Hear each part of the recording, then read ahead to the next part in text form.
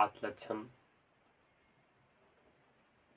आदमी में अगर 5 लक्षण को कंट्रोल कर लिया जाए, या कोई भी व्यक्ति अपने आप में 5 लक्षण को कंट्रोल कर लेता है, उसे अपने हाथों में रखता है, तो आदमी क्या करेगा, एक सही मायने में विकास करेगा, चाहे जिस विभाग में हो, चाहे जिस क्षेत्र में हो।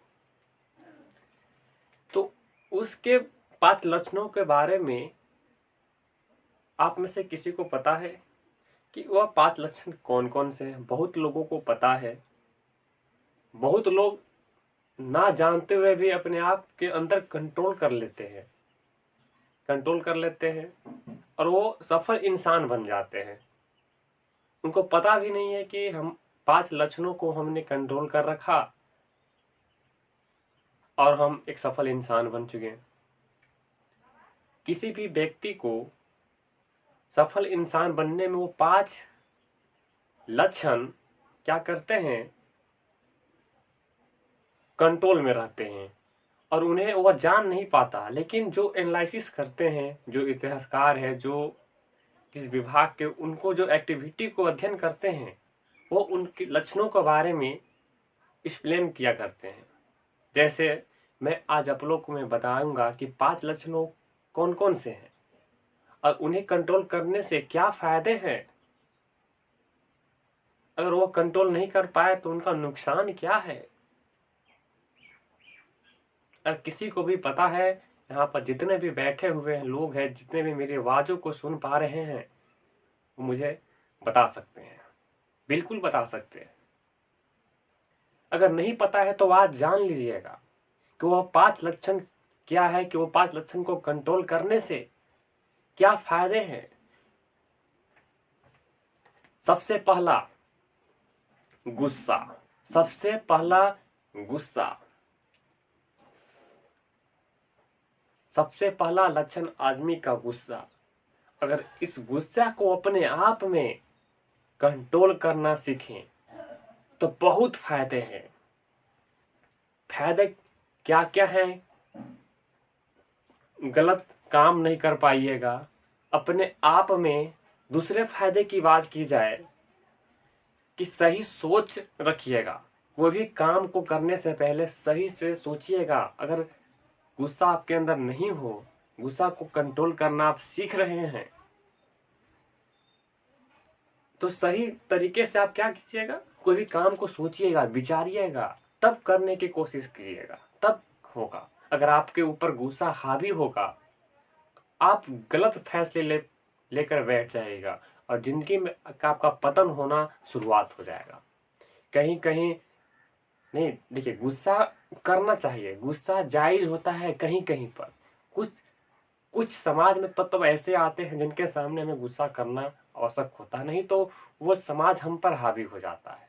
तो वैसे में चलेगा, कोई बात नहीं, थोड़ा सा, ज्यादा नहीं। अगर वहां पर गुस्सा के बल्कि अगर हम मौन हो जाते हैं, गुस्सा ना करते हैं, हो सकता उस समय समाज हम पर हावी ना हो। दो पलवे होते हैं, हर किसी भी तत्व के 2 पलवे होते हैं, हर किसी भी बातें के 2 पलवे होते हैं। तो गुस्सा सबसे बड़ी अपने अंदर किसी भी इंसान या प्राणी के अंदर भय को खो देता है। अगर मानव अपने आप पर गुस्सा का कंट्रोल नहीं कर पाता है तो क्या होता है कि अपने अंदर की भय को क्या करता है, खो देता है। भय जब खो जाता है तो आदमी नष्ट होना शुरू हो जाता है, पतन की ओर चलने लगता है। तो जैसे कि न्यूटन, जब एग्जाम्पल के तौर पर समझा जाए, जब न्यूटन किसी पेड़ के अंदर बैठे हुए थे, पेड़ के पास, तो एक सेव गिरा। वही आज के आम आदमी या कोई और व्यक्ति, एक ऐसा व्यक्ति बैठा हो, सेव गिर रहा है, एक तरफ न्यूटन बैठे हुए, लेकिन उस व्यक्ति को मन में आ रहा है कि हम सेव गिरा तो खा लेंगे, लेकिन न्यूटन उस फल को देख के ये नहीं सोचते हैं कि खाना है, वो तो गिर ही गया। अब तो वो सोचते हैं कि आखिर नीचे ही क्यों गिरा, ऊपर क्यों नहीं गया। वो अपने अंदर धैर्य रखते हैं, अपने अंदर समय को बनाए रखते हैं। लेकिन उस व्यक्ति जो न्यूटन के अलावा उनके पास था, वो व्यक्ति कहता है कि नहीं आप इसे खा लो, आप इसे खा लो, सेव बहुत ही एनर्जिट है, विटामिन है, अन्य तरह के बातें उनको कहता है। लेकिन बोलते नहीं, ठहरो, हमें कुछ सोचने दो। तो सोचते हैं कि आखिर फल नीचे ही क्यों गिरता है, ऊपर क्यों नहीं जाता। तो उनके अंदर धैर्य था। ये फिजिक्स की बातें हो गई। उसी तरह अपने अंदर धैर्य को नष्ट कौन करता है? गुस्सा। गलत काम अगर हो जाता है तो गुस्सा ही करवा देता है। अगर आप गुस्सा को कंट्रोल कीजिएगा तो सही निर्णय में आप काम कीजिएगा, धैर्य को बनाए रखिएगा, सहने की आपकी सहन शक्ति बढ़ जाएगी, आपका मन विचलित नहीं होगा। अब दूसरी पहलुओं की बात करते हैं। दूसरी बात क्या है? हम तो गुस्सा को देख लिया, डर जिसे हम भय कहते हैं। दूसरा मानव का लक्षण, दूसरा पॉइंट में भय है, डर, जिसका नाम दूसरा डर क्या है? डर। स्टूडेंट हो या चाहे मानव हो, सबसे पहले बात, डरना नहीं चाहिए। अगर आप सही मायने में, सही तरीके में कोई भी काम को कर रहे हो तो आपको डरना नहीं चाहिए। डर को अपने आप निकाल देना चाहिए। अब कोई पूछेगा कि डर कैसे निकाला जाए, कोई पूछता है डर कैसे निकाला जाए। डर निकालने का दो तरीका, अगर विद्यार्थी हो तो किताब लेकर बैठ जाओ, अपने आप अपने एक लक्ष्य बना लो कि नहीं हमें इस मंजिल पर पहुंचना है, हमें क्या करना है, इस मंजिल पर पहुंचना है। उस मंजिल के प्रति आप सोचो कि नहीं हमें यहां तक पहुंचना है। जब हम खाली होते हैं, खाली होते हैं तो क्या होता है कि हमें विचार अन्य प्रकार के विचारें याद आने लगते हैं। तो हम अगर लक्ष्य बना लेंगे, हम खाली नहीं बैठेंगे तो हमें किसी भी प्रकार का नहीं होता। खाली समय में उटपटांग सोचते हैं। देहात में कहा गया है उटपटांग सोचना, विचित्र प्रकार के डर, अरे भूत है, प्रेत है, या फिर वहां पर ऐसे है। नहीं, खाली बैठोगे तो डर तो आएगा ही। खाली नहीं, लक्ष्य बनाए रखो।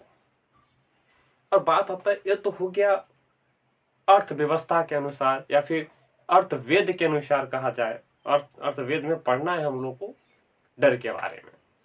दूसरी बात है कि कोई व्यक्ति उसके सामने अगर आप गलत नहीं किए हो तो बिल्कुल डरना नहीं। अगर आपको डर आ भी रहा है कि नहीं वो बहुत बड़ा ताकतवर है, वो हमको मार देगा डर से, नहीं तो थोड़ा सा शरीर का मूवमेंट कीजिए, ऐसे शरीर का मूवमेंट कीजिए, डर को हटाने की कोशिश कीजिए, 2 कदम आगे पीछे कीजिए, उनसे बातें कीजिए। डर को हावी अपने आप पर मत होने दीजिए। अगर डर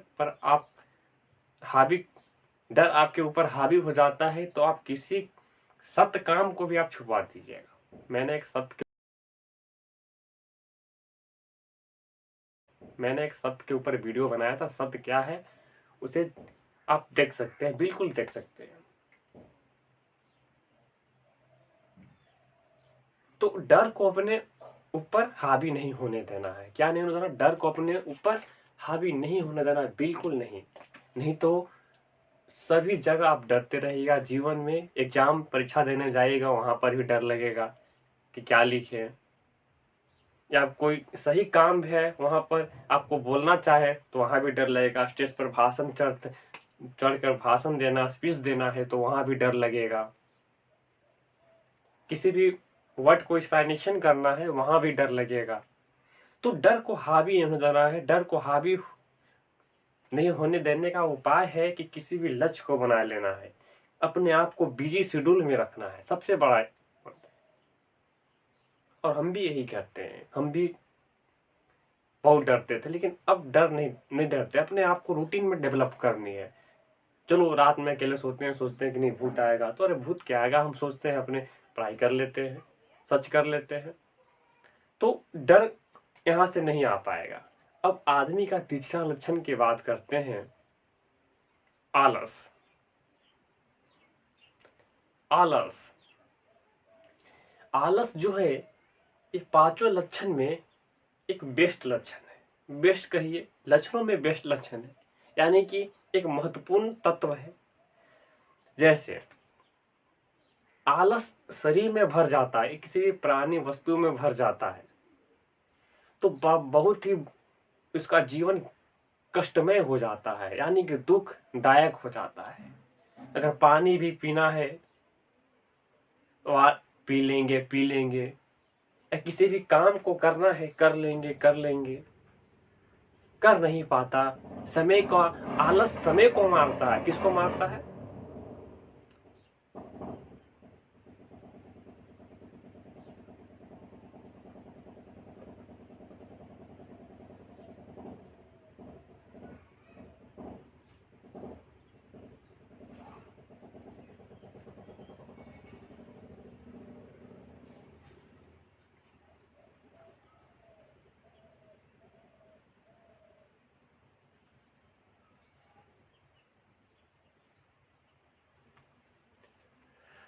तो आलस समय को मारता है। किसको आलस मारता है? समय को। तो समय को नष्ट करता है। जैसे एक एग्जाम्पल के दौरान पर समझा जाए, हम सुबह उठते हैं पढ़ने के लिए, सोचते हैं कि नहीं अभी बहुत ठंड है, बहुत गर्मी है, थोड़ा सा और सो लेते हैं। तो थोड़ा सा जहाँ लगा यानी कि समय लग गया, और समय को बर्बाद किए, उसे आलस कहा गया। तो बर्बाद समय को करते हैं, उसे आलस कहा जाता है। और वही समय आपके जीवन को बर्बाद कर सकता है।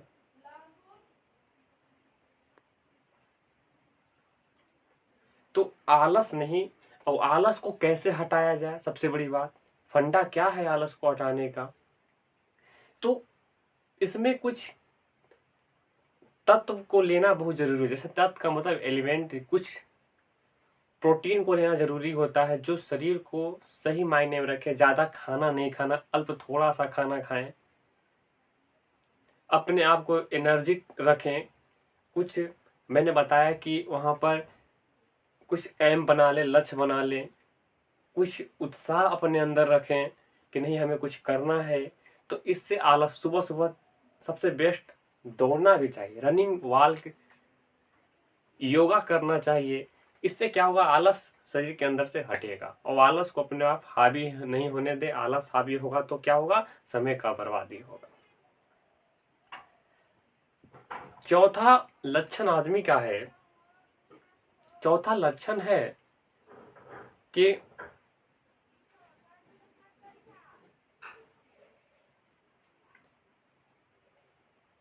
काम की टालने की आदत। मैंने बहुत प्रकार के लोगों को देखा है इस समाज में, इस जगत में, जो लोग काम को टालते हैं, करते हैं लेकिन टालते हैं। वो काम अभी करना है, बोलते हैं बाद में कर लेंगे, वो ज्यादा इंपॉर्टेंस नहीं है, तो वो टालते हैं। उनमें टालने की आदत होती है।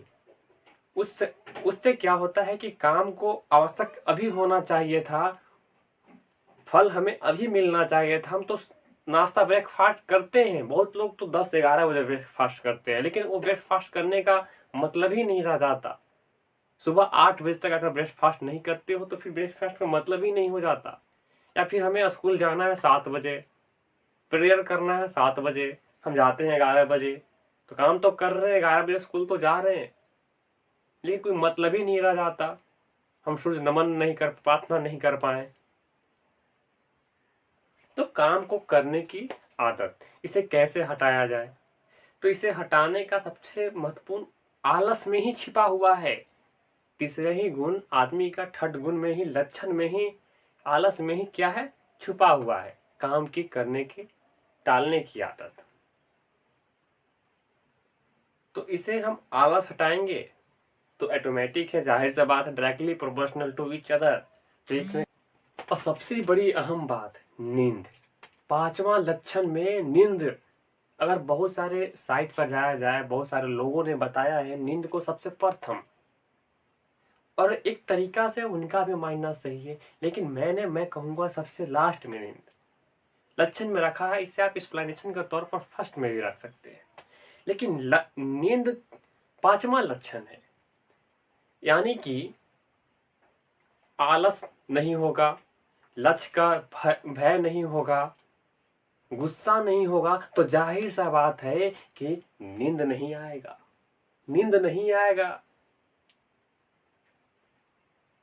और नींद आलस भी लाएगा, गुस्सा भी लाएगा।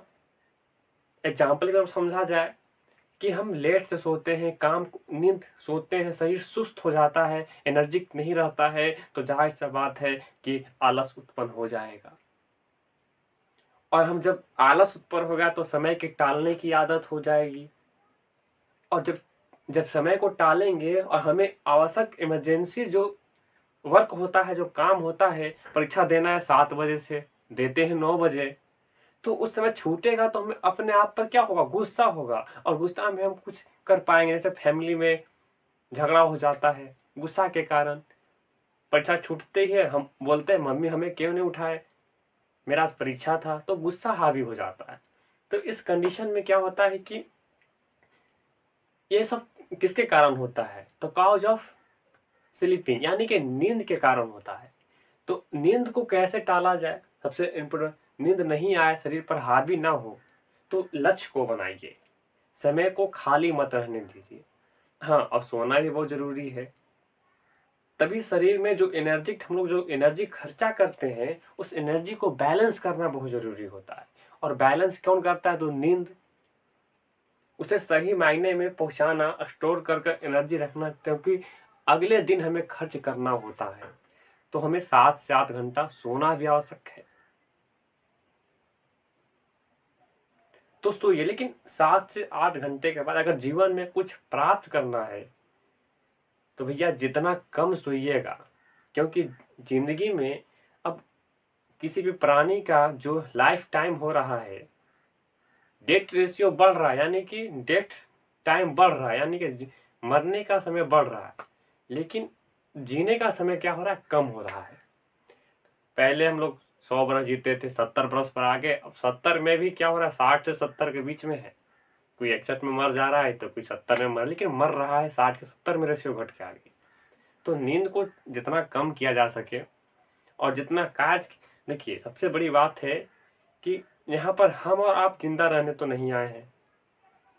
यहाँ पर जिंदा कौन रहता है, कार्य। तो हम लोग का कार्य रहेगा, यानी कि हम जो करके गए हैं वही लोग याद करेंगे। और जैसा भी किया हमने, बुरा किया, भला किया, अच्छाई किया, बुराई किया, भलाई किया, तो वो सब हम लोग को याद किया जाएगा कि नहीं, फलना व्यक्ति था, फलना ने फलना काम किया। महात्मा गांधी थे, देश को आजाद कराए, आंदोलन में तीव्रता लाए, तेजीकरण किए, तो वह उनका याद किया जाता है। तो ये सब नींद के कारण, अगर सबसे पहले नींद को कंट्रोल किया जाए तो ऑटोमेटिक है चारों लक्षण अपने आप एक कंट्रोल हो जाएंगे। और जिस व्यक्ति पर 4 लक्षण कंट्रोल हो गए, वह व्यक्ति सर्वश्रेष्ठ और अच्छा जीवन जिएगा। और मुझे अनुरोध होगा कि आप जितने भी बैठे हैं सभी लोग इसे क्या करेंगे, अमल करेंगे।